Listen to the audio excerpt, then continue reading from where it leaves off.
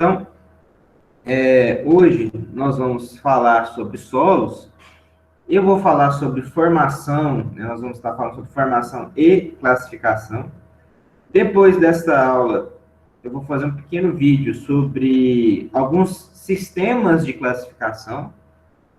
E tem também um vídeo, eu já coloquei lá no Moodle, eu só tenho que habilitar a visualização dele, que é um procedimento, né, de técnicos de laboratório mostrando para vocês as propriedades táteis, né, e de cada um destes solos. Então, como nessa disciplina, né, nós vamos estar falando basicamente da distinção de formação e do que seria estes solos, na verdade.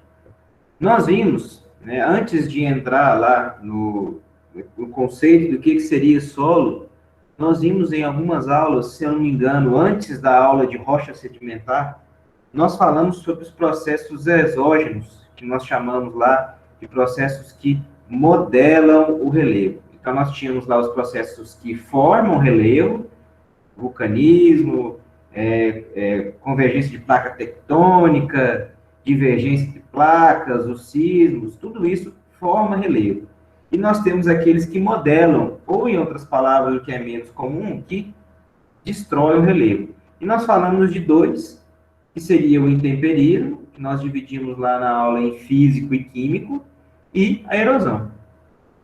Estes dois transportes que produziam os sedimentos, e depois, né, esses sedimentos eles eram consolidados, né, e por processos de litificação e de agentes que nós vimos lá, eles viravam as rochas sedimentares, são os mesmos processos que vão levar à formação do solo.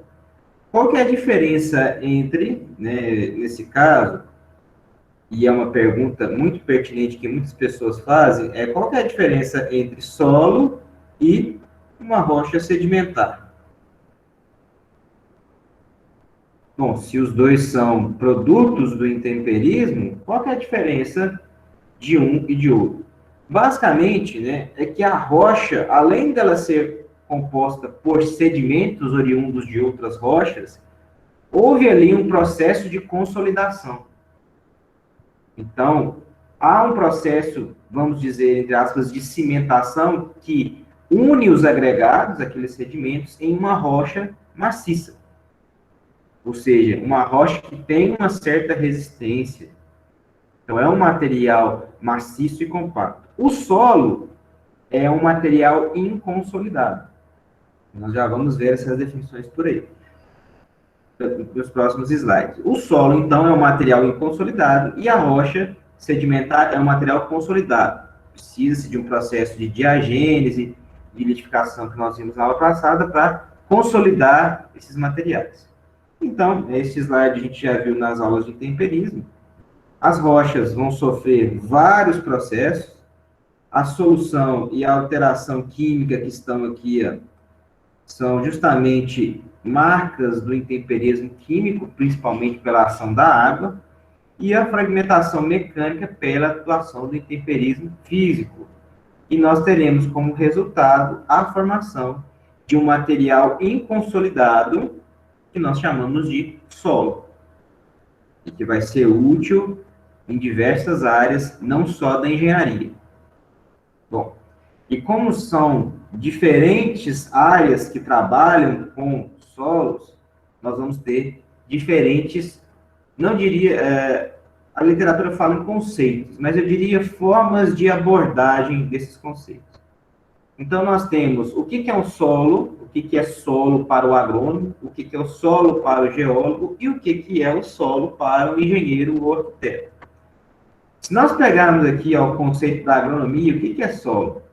É uma camada de terra tratável, geralmente de poucos metros de espessura, que suporta raízes das plantas e lhe oferece nutrientes.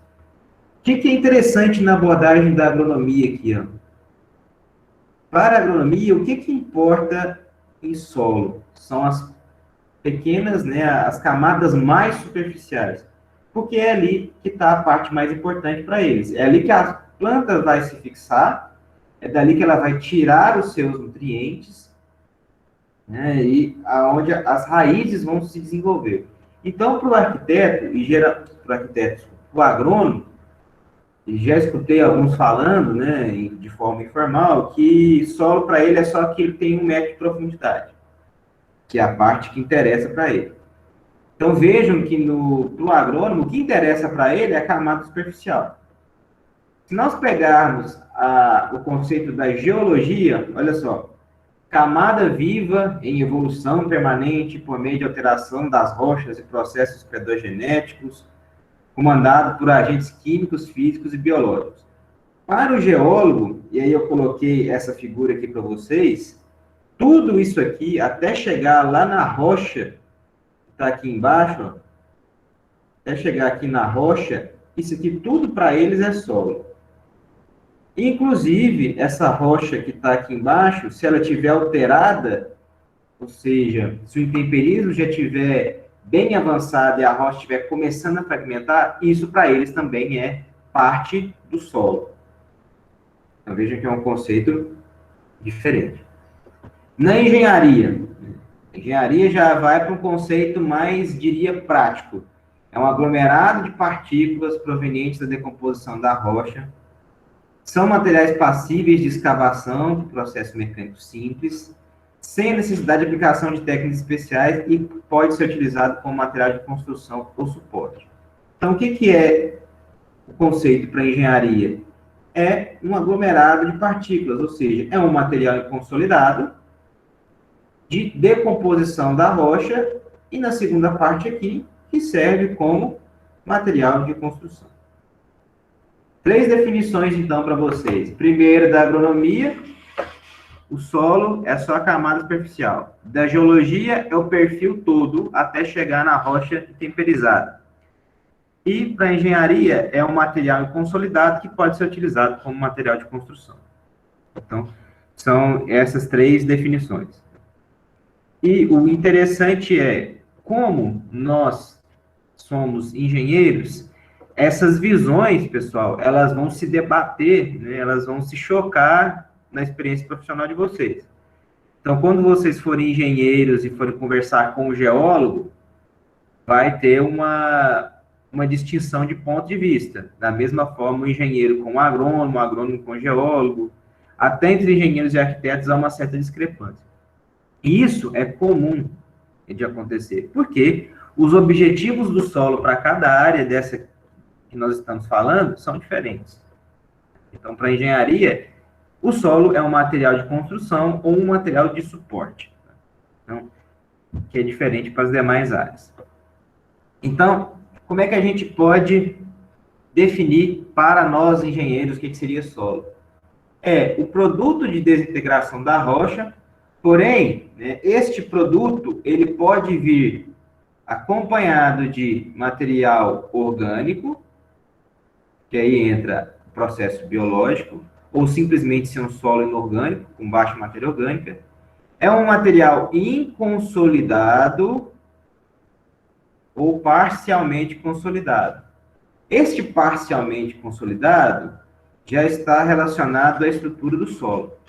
Quando o solo, por exemplo, tem muito óxido de ferro, ele gera uma consolidação parcial que vai formar uma estrutura que nós chamamos de laterita e vai dar origem aos latossolos, que são muito comuns aqui na região do centro-oeste, na região de Goiás.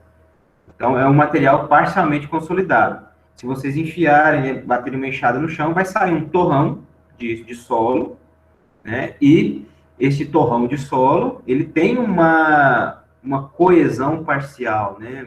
Uma consolidação parcial.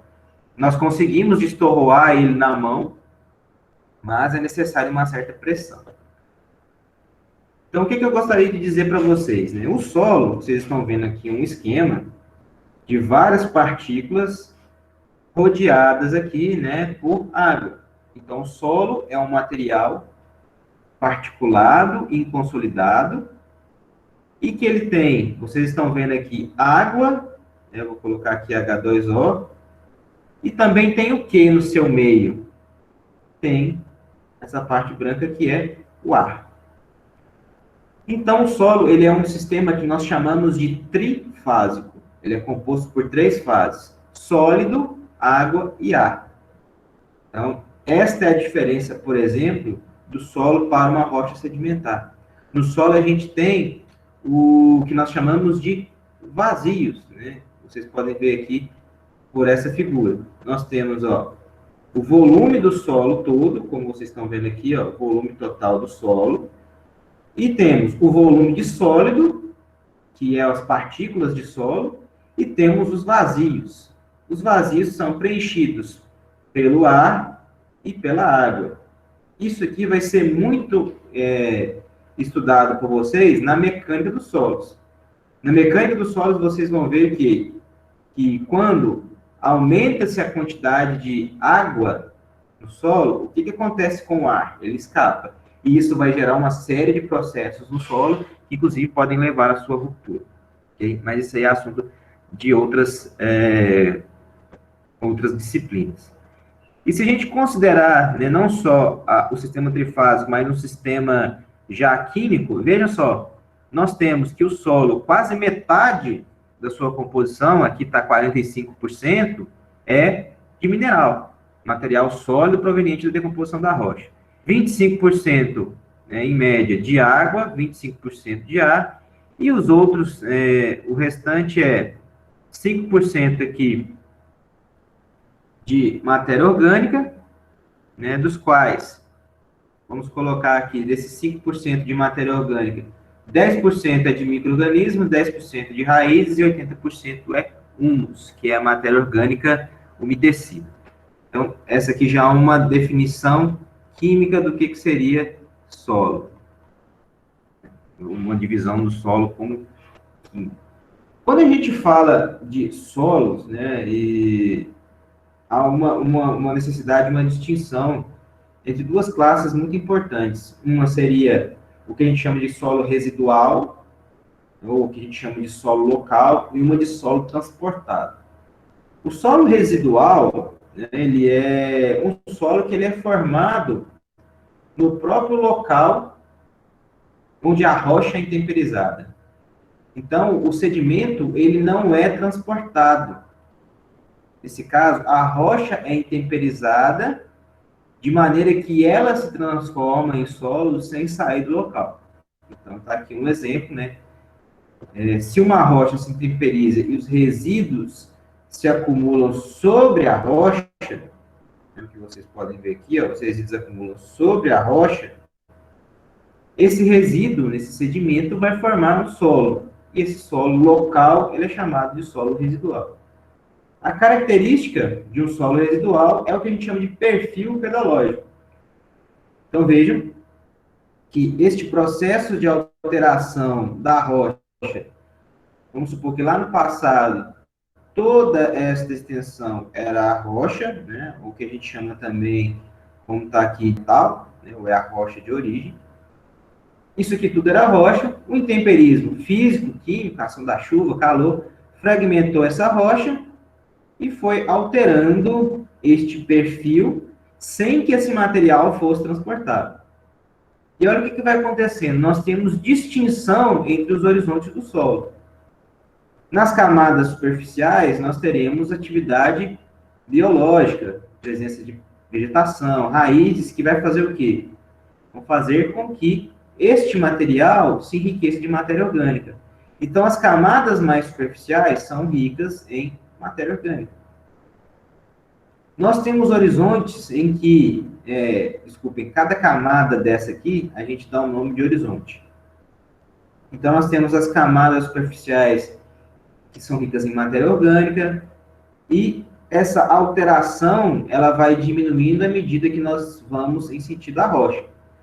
Lá na base, nós vamos ter a rocha em seu estado natural. Logo acima dela, nós vamos ter uma rocha mais intemperizada. Vejam que aqui já tem fragmentos de rocha. Essa rocha muito alterada, alguns autores dão o nome de saprólito ou saprolito. E temos alguns horizontes, como, por exemplo, horizonte A e horizonte E e B, que são característicos de cada tipo de solo. Então, por exemplo, tem solo que tem horizonte B, tem solo que não tem, isso depende da região. o que vocês precisam saber? Esse solo, ele é alterado, de forma que na superfície eu tenho maior concentração de matéria orgânica e, à medida que eu vou caminhando na maior profundidade, essa rocha vai, eu vou em sentido ao encontro da rocha. Então, o solo deixa de ser um material mais consolidado e eu vou me aproximando da rocha de origem. Esse perfil de solo é o que a gente chama de um solo residual. E é isso que a gente observa na prática aqui, ó. Vejam, nós temos um corte feito aqui e há um processo de evolução. A parte superior, ela é mais escurecida, justamente pela presença de matéria orgânica, e esse aqui é um tipo de solo. Temos uma parte mais amarelada aqui, vocês conseguem ver, e uma parte mais avermelhada no fundo, nem diria avermelhada, mas arroxeada, né, rosada. Vejam que já com algumas presenças, né, com alguma presença de rochas, né, indicando que aqui já há presença da rocha parental nesse tipo de solo. Então, se a gente olhar aqui, temos um horizonte O com uma presença de matéria orgânica, né, não é necessário nesse momento saber a diferenciação de horizontes. Temos aqui um desenvolvimento de um solo residual que nós chamamos de maduro. Quando a gente fala um solo maduro, é um solo bem desenvolvido. E aí vem a pergunta, professor, como que você sabe que este solo é bem desenvolvido? Pela cor dele. Quando esse solo ele tem tonalidades variadas para o amarelo ou vermelho, quer dizer que este material tem uma concentração muito grande de ferro, principalmente, e também de alumínio, ou seja, os outros minerais, eles já foram lixiviados para as camadas mais profundas. Ou seja, é um solo que já sofreu uma ação muito grande do intemperismo químico, principalmente. Então, por isso que eu sei pela cor que é um solo maduro, é um solo desenvolvido. Maduro é igual a desenvolvido. E aqui embaixo, né, nós temos já um solo residual jovem, porque tem presença de rocha nele, então não é um solo muito desenvolvido, nós chamamos de solo residual jovem, ou um termo que os geólogos e geotécnicos utilizam muito, que é o saprólito, né, ou saprolito, que é um solo que tem, na verdade, ele é inconsolidado, é um material inconsolidado, mas ele preserva características da rocha de origem. Vocês conseguem ver fragmentos de rocha aqui. E isso a gente consegue ver muito bem, ó, em cortes de estrada. Olha aqui. Nós temos, da mesma forma, ó, o horizonte de matéria orgânica, um material muito lixiviado, com concentração de ferro. E aqui embaixo, vejam que aqui fica muito nítido a presença desse solo jovem, com presenças de rocha. E a gente consegue até ver que a resistência dessa camada é muito inferior em relação à camada superior. Veja que aqui já tem os processos de erosão começando a se desenvolver. Em alguns casos, vejam só que interessante, nós temos um processo de formação de solo diferenciado. Então, no passado, ó, houve uma deposição de material aqui. Então, esta rocha, essa fina camada aqui, foi depositada e formou um cinturão que a gente chama de Stone Belt, ou cinturão de pedras, por deposição no passado. Então, veja que isso aqui é um solo único.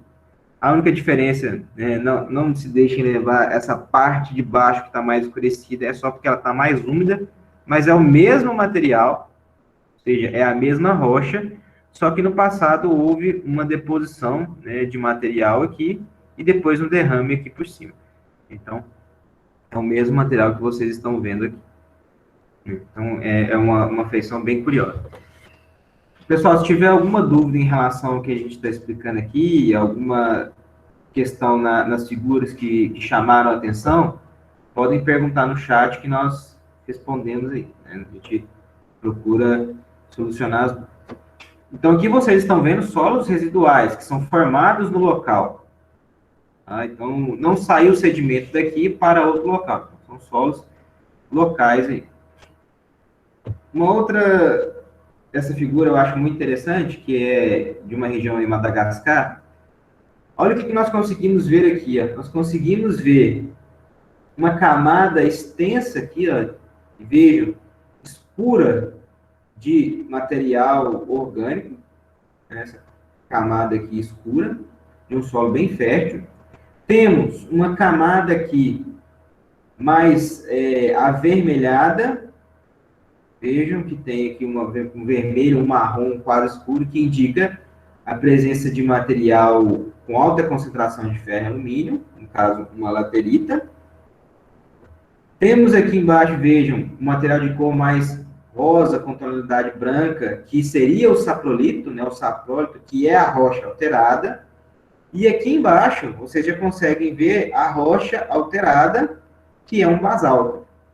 Então, um solo residual, um perfil de solo residual, vocês conseguem ver matéria orgânica, solo alterado pelo temperismo químico, que vai ser a laterita, a rocha já em estágio avançado de decomposição, que é o saprólito, e a rocha de base, ou a rocha parental, que é o basalto. Tudo isso nós ainda estamos falando de solo residual. Isso aqui também fica bem claro, ó, vejam aqui um solo residual, já relacionado a um problema de área urbana, vejam, isso aqui é um latossolo. Como que eu sei que é um latossolo? Isso aqui eu sei porque eu fui lá, né, verificar isso, né? Isso aqui é uma região que eu conheço. E a gente só consegue ver se é latossolo ou não, né, definir se é um tipo de solo ou não, indo a campo. Ou baseado no registro de alguém. Então, nesse caso, por que isso é um latossolo? Por causa, simplesmente, dessa camada espessa que vocês estão vendo aqui de material avermelhado, que indica a formação de um horizonte específico do solo, que é o horizonte B. Na próxima aula, eu vou mostrar para vocês essas classificações, né? O que um latossolo tem que ter para ser um latossolo, o que um cambissolo tem que ter, mas de forma bem genérica, tá, pessoal? E embaixo vocês conseguem ver já a exposição da rocha parental muito alterada, e vejam que tem um processo de erosão na base do talude, e aqui já tem residência em cima. Este processo de erosão, e aí a maioria tende a achar que este processo de erosão, ele é porque essa rocha é muito ruim, ela é fraca. Por ser uma rocha alterada, isso aqui pode estar relacionado, sim, né, a essa questão. Porém, o que está detonando esse talude é o escoamento superficial, né? Ou seja, na hora que ocorre a chuva, a água infiltra aqui, deixa eu mudar a cor deste pincel. A água, na verdade, vai precipitar, vai ocorrer o escoamento superficial e a velocidade da água, a água vai ganhar velocidade à medida que ela desce o talude. Ela ganhar velocidade, ela aumenta o quê, pessoal? Ela aumenta tensão. Então, se ela aumenta de velocidade e aumenta a tensão cisalhante, na hora que ela chegar na base do talude, ela vai corroer isso. Por quê? Porque a base, né, a velocidade vai estar muito alta, a tensão vai estar muito alta. Aliado aqui, né, à questão de ser uma rocha intemperizada, nós vamos começar a ter esses processos. Isso vai acontecer numa escala acelerada, e aí a gente pode, inclusive, vir a estabilizar esse maciço e colocar essas construções aqui em risco. Bom, e isso pode ser de forma menos, aqui vocês veem uma feição ainda em estágio inicial, ou até em estágio mais avançado. Vejam que aqui, ó, a gente tem um solo bem rasinho aqui em cima, e isso aqui embaixo, ó, já é a rocha alterada. Vejam que vocês conseguem ver aqui, inclusive, ó, os planos de foliação da rocha aqui, ó. Vocês conseguem ver aqui. E essa rocha intemperizada, a resistência dela é tão baixa, a ação da água, que ela já começou a formar o quê, ó? Cavidades aqui, pequenos buracos, né? Que estão tirando a sustentação da camada de cima. Isso aqui é um barranco, né? Um talude de pouco mais de 2 metros de altura, né? Não tem problema. mas isso aqui acontece também a taludes de grandes extensões. Vejam também aqui, ó, a quantidade de material depositado. Isso aqui é tudo proveniente dessa rocha. Então, este é um solo residual extremamente alterado, configurando um problema de erosão urbana aí nesse caso. Gente, se alguém tiver alguma dúvida, viu alguma questão aí de uma fotografia e quer que a gente volte, pode ficar à vontade. Bom, então nós falamos até então só dos sólidos residuais. Eles são formados no local como produto de intemperismo. Quando esse material, né, este solo, ele é formado por sedimentos que vieram de outra região, nós chamamos ele de solo transportado. Então, geralmente, é um solo que é mais fofo, é um solo de baixa resistência. Geralmente, tá, pessoal? Geralmente. Isso é muito comum, por exemplo, em solos que são formados pelo carreamento de água. Então, nós temos aí os famosos aluviões, ou solos aluvionais, em que o rio ele é responsável por retirar o sedimento de um determinado local e depositar em outro. Quando ele vai depositando esse sedimento, ele vai formando o solo em outra região. Então, vejam aqui um exemplo, né, de um solo transportado formado lá no Alasca. Né? Isso aqui são depósitos de material formados pela deposição da ação do rio. Isso pode acontecer também, vejam aqui, ó, em um solo transportado por ação de mecanismos do passado. Ou talvez até aqui, eu vou voltar nessa figura depois, para mostrar para vocês os colúvios, né, que são outros tipos de solo. Esse slide está um pouquinho fora do contexto.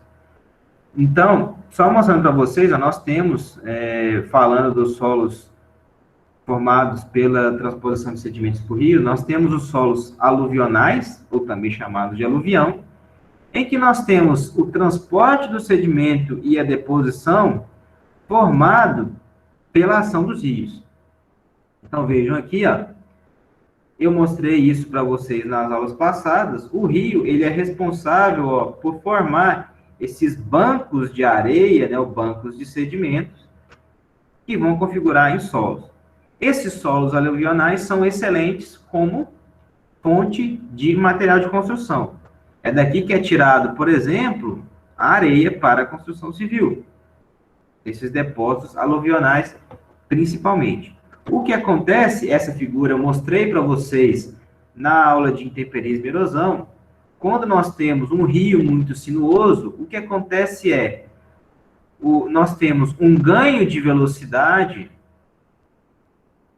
nós temos a velocidade, o curso da água vindo nessa direção. Quando ocorre a curva, a água continua, né, em seu trajeto normal, né, lei da inércia, né, o que está em movimento permanece em movimento. Quando esse material encontra essa margem do rio, ele está com a mesma velocidade que ele veio aqui. Então, ele acaba impactando e o que? Erodindo essa margem aqui. Então, aqui neste ponto acontece erosão.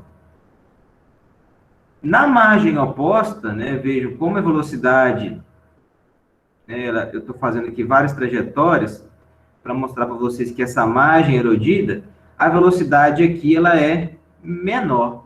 Então, nessa margem de cá ocorre a deposição, como vocês estão vendo aqui.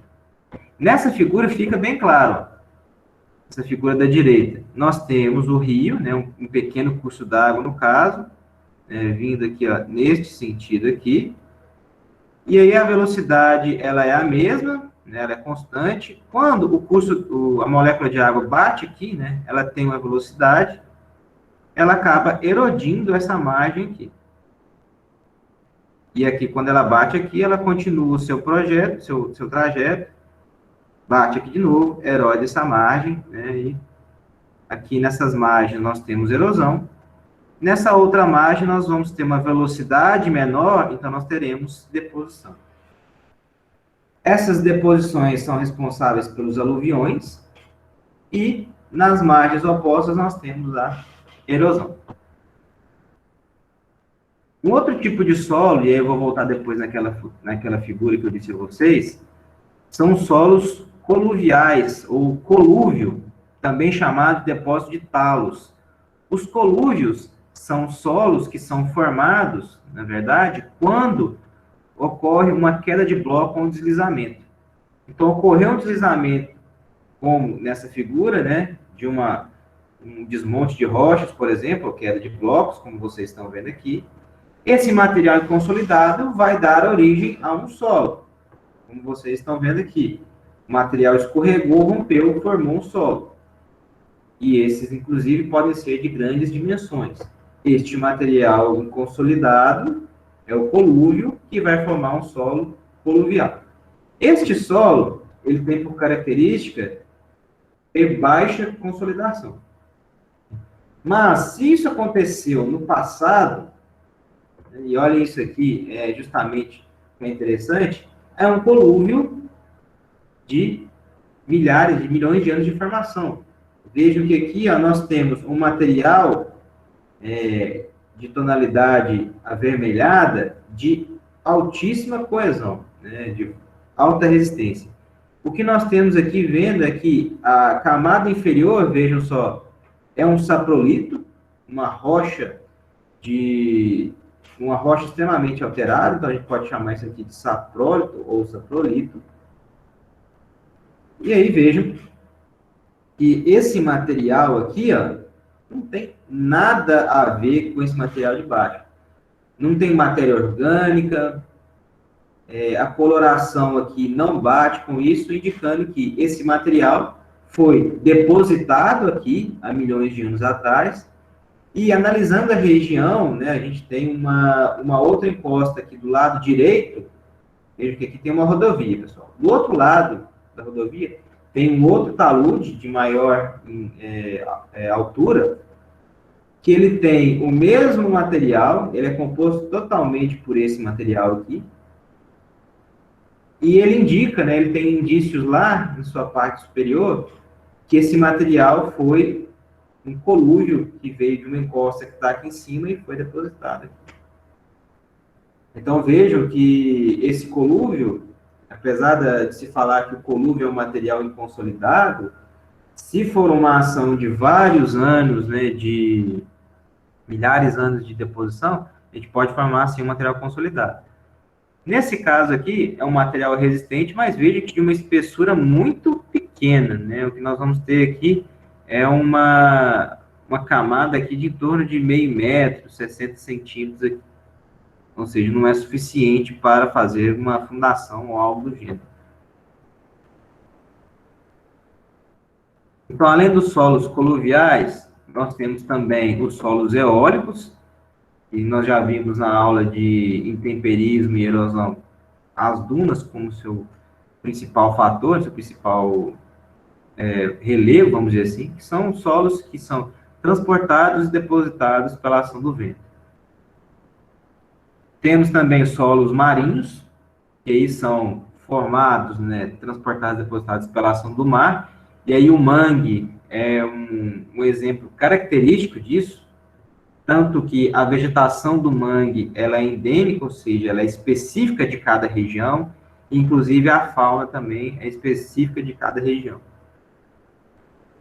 E aí temos outras classificações, né? Temos os solos lacustres, temos os solos marítimos e por aí vai, né? Que dependem também de questões de deposição de sedimento que eu não vou falar aqui porque eu não acredito que seja relevante para essa disciplina. Então, nós vimos uma classificação bem básica do que é o solo residual e transportado. Temos também, né, agora vamos falar de forma genérica sobre algumas propriedades do solo. A primeira delas é a cor. E aí eu já mostrei para vocês que a cor, ela não é indicativo de propriedade. Por que eu falo isso? O pessoal olha um solo avermelhado, fala assim, este solo avermelhado, ele tem altíssima resistência. Isso não quer dizer nada. A cor está relacionada à mineralogia do solo. O que foi que eu disse para vocês? Um solo avermelhado, ele tem maior concentração de ferro e alumínio. Mas como que esse ferro e alumínio estão organizados? Será que isso confere uma maior resistência ao solo? Aí eu preciso ir a campo ou tirar amostras e ensaiar em laboratório. Geralmente, o que nós temos como via de regra, pessoal?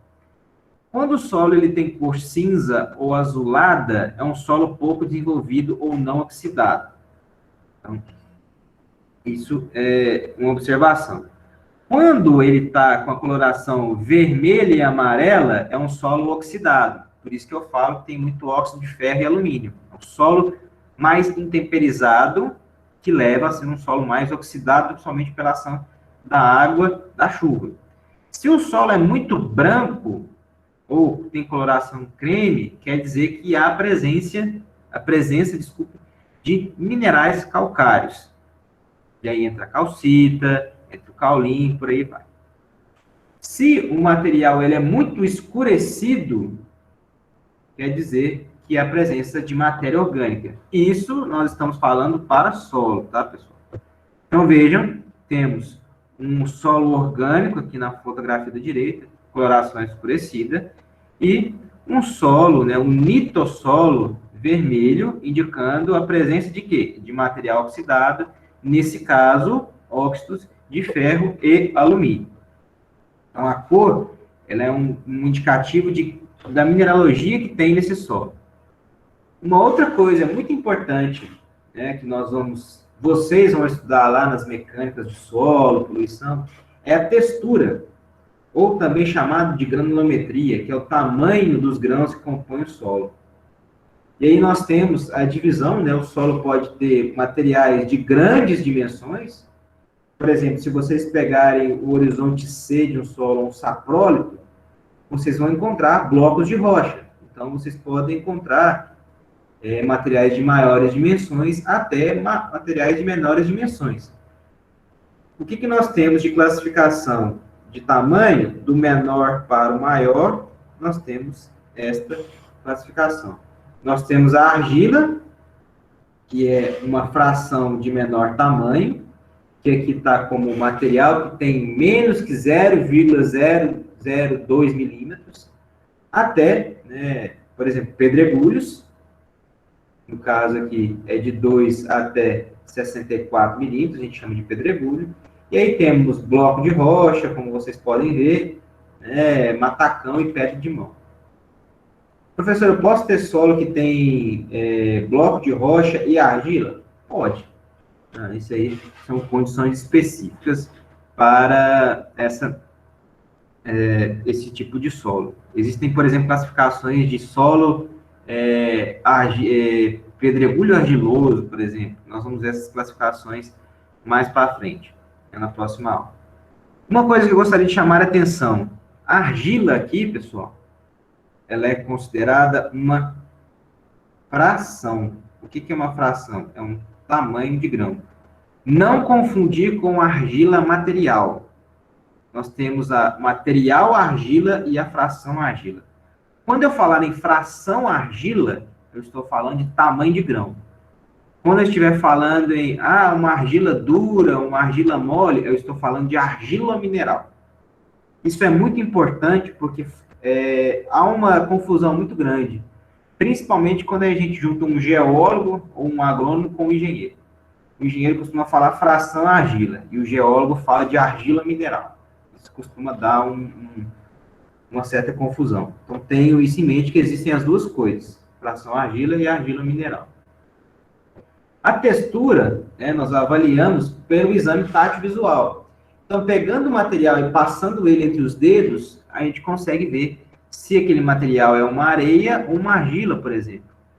Se a gente pega a areia, eu coloquei aqui, as areias são ásperas.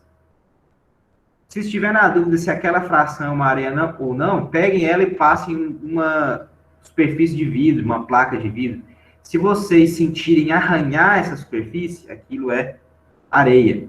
O silt, ele parece um pó de arroz. Ele tem uma certa areia em sua composição, mas ela é bem fininha. Às vezes parece uma areia de talco, vamos dizer assim, ela é bem fininha.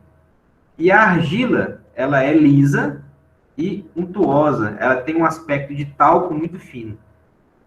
Se vocês, por exemplo, molharem o dedo e colocarem na argila, ela vai pregar toda no dedo de vocês. Ela vai colar nos dedos de vocês e quando ela secar, ela vai virar um pó. Então, pelo exame tátil visual, vocês conseguem ver esse tipo de propriedade, ver se é areia, silt ou argila. E aqui, né, vocês podem ver, né, os diferentes tamanhos desses materiais. Outra questão importante é a umidade, que vai descrever a quantidade de água que está no solo. E aí, isso vai ser muito importante lá na mecânica dos solos, porque vai estar diretamente relacionado à textura do solo. Então, o solo argiloso vai ter um teor de umidade maior. Um solo arenoso, ele tende a ser mais drenante. Então, isso vai ser muito importante nessas disciplinas que eu não vou entrar em detalhes aqui. Outra propriedade que é característica é que o solo ele tem odor. Qualquer solo tem odor. Isso fica muito nítido quando ocorre uma chuva, uma precipitação. O famoso cheiro de terra molhada é o odor do solo. Aquele cheiro de terra molhada é característico do solo. Alguns solos, como por exemplo solos pantanosos ou solos orgânicos, eles exalam, né, um odor mais forte, principalmente sobre a ação de calor, né? Então, um solo pantanoso ou um solo brejoso, vamos falar num português bem claro, quando está em incidência de calor ou radiação solar, vem aquele cheiro forte, né, de material orgânico. Isso acontece também, por exemplo, em solo onde ocorre despejo de efluente doméstico, né, de esgoto, né, quando a radiação incide, há um odor característico. Outra questão importante, que vocês vão estudar isso muito na mecânica dos solos, é a estrutura. Uma coisa é textura, que é o tamanho do grão, e a outra é a estrutura, que é como esses grãos estão dispostos. E nós temos duas. A homogênea, como vocês podem ver aqui nessa fotografia, eu não consigo ver direção, né, ou planos específicos ou materiais orientados aqui. Então, a homogênea, a cor e a textura, elas são a mesma ao longo do solo. Eu não consigo ver a diferenciação. Quando o material é heterogêneo, vejam na fotografia da esquerda, a gente já consegue ver que tem camadas de diferentes colorações, indicando que são materiais diferentes, e inclusive aqui eu arrisco a dizer que há granulometria ou textura diferente entre as camadas. Isso vai ser muito importante lá na mecânica dos solos, porque vai mostrar que este solo, no caso, que vocês estão vendo aqui na fotografia da esquerda, ele vai ser um solo que a gente chama de anisotrópico. O que significa isso? Quer dizer que a propriedade do solo muda conforme a direção. Então, imagine, se eu colocar esforço no solo neste sentido, é uma coisa, mas se eu aplicar esforço nele neste sentido, é outra. Imagine, por exemplo, que essa camada amarela aqui, ó, ela tem menor resistência que as demais camadas desse solo. Então, o que significa isso?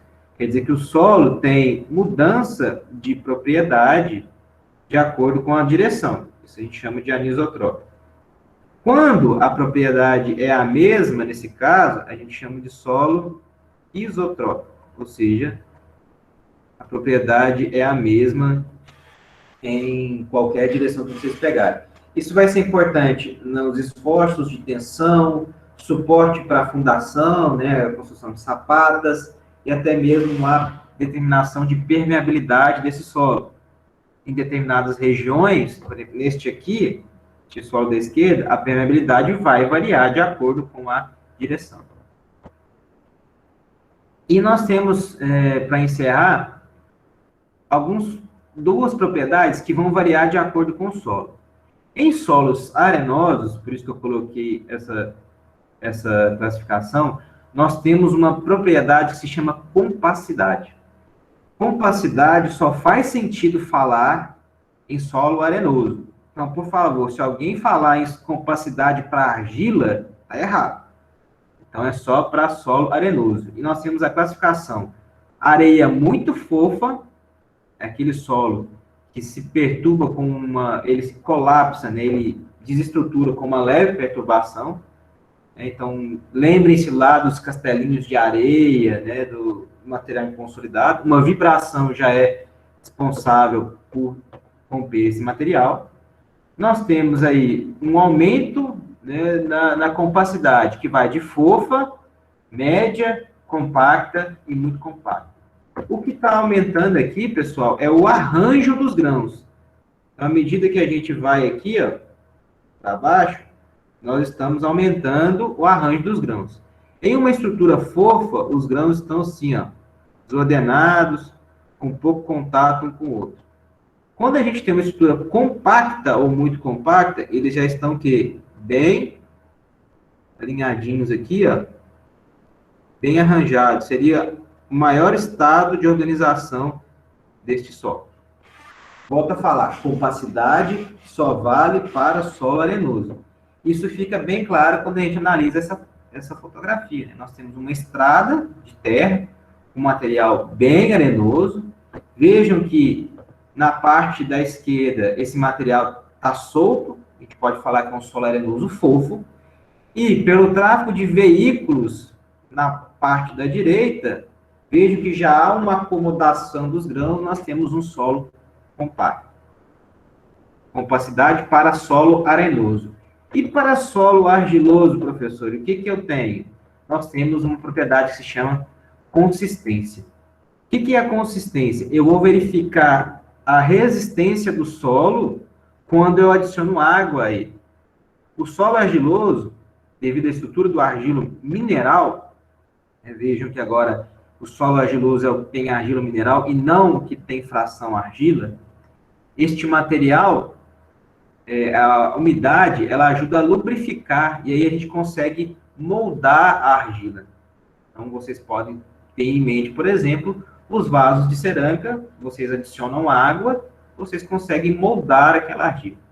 E da mesma forma, a gente consegue classificar de acordo, a argila de acordo com a quantidade de água.